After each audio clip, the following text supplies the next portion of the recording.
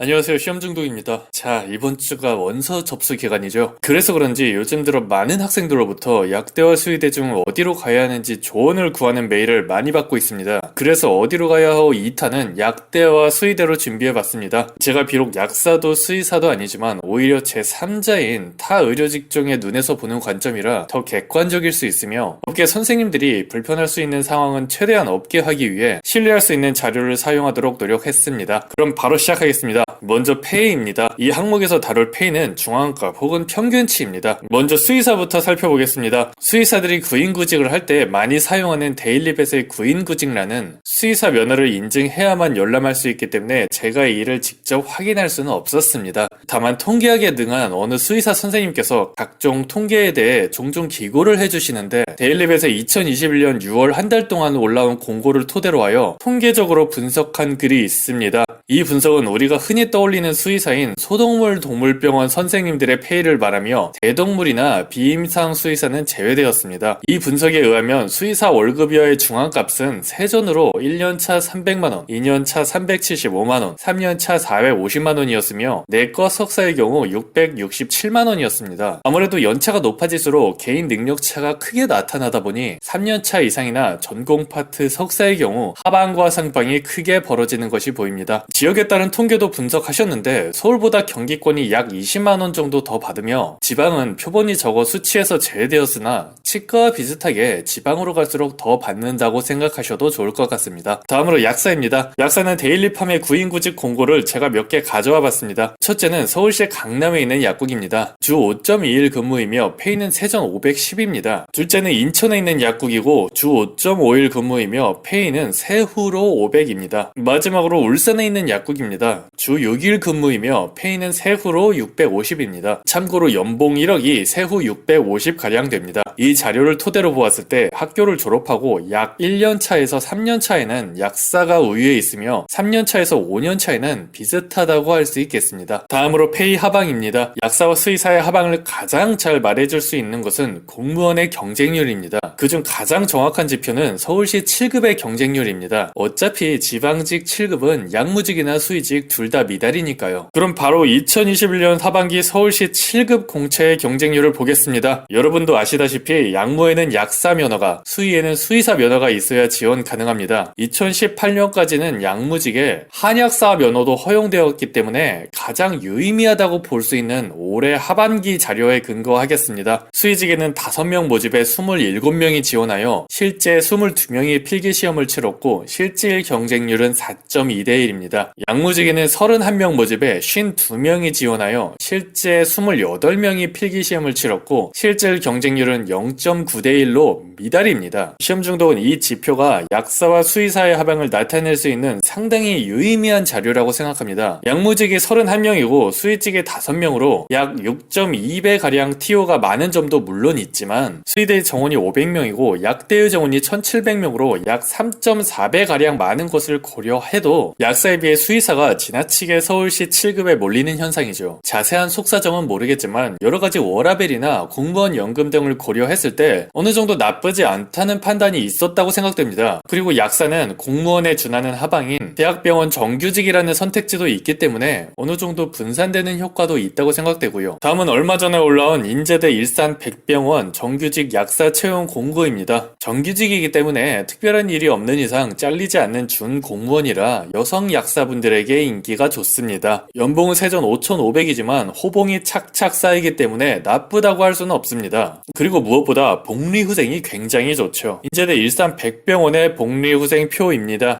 페이 약사로 일하면 꿈도 못 꾸는 복리후생입니다. 사실 시험 중독도 현대를 다녀봤기 때문에 대기업의 복리후생이 얼마나 좋은지는 피부로 느껴봐서 합니다. 결혼하면 저기 써있는 가족수당, 어린이집, 자녀학자금 이런 게 진짜 크죠. 사학연금도 물론 국민연금보다 많이 부어야 하지만 붙는 것보다 많이 받으니 개인적으로는 더 좋다고 생각하고요. 솔직히 저는 우리 같은 2030이 65세 되었을 때 국민연금 받을 수 있을지도 의문입니다. 아마 우리 때는 70세, 아니 75세가 될지도 모르고 받는 돈도 반토막 날 거라 생각합니다. 얘기가 좀 샜는데 어쨌든 이러한 대학병원 정규직에서 하방을 중요하게 생각하는 여학생들을 흡수해주는 역할도 분명 영향을 미친다고 생각합니다. 수의사도 이런 준 공무원의 역할을 해줄 수 있는 농협 농협 같은 곳이 있긴 합니다만 소나 돼지 등의 대동물을 직접 상대해야 하기 때문에 근무 강도가 아무래도 빡세고, 무엇보다 대부분의 농장들이 2030이 버티기 힘든 깡촌에 있다는 것도 생각하셔야겠습니다. 다음으로 페이 상방입니다. 페이 상방은 아무래도 파트 전공하신 수의사 선생님들이 높습니다. 아까 표에서 봤던 내과 석사 수의사들의 중앙값은 이미 약사들을 넘으며 상방은 800 이상에 달하고 있습니다. 외과나 영상을 전공하신 선생님들은 더욱 높겠죠. 일례로 이분은 치과의사, 수의사 면허를 동시에 보유하고 수의치과 박사를 하신 분인데 인간치과 운영 안 하시고 동물치과를 운영하십니다. 물론 동물을 사랑하시는 마음이 더 크시겠지만 아무래도 어지간한 인간치과보다 운영이 잘 되시니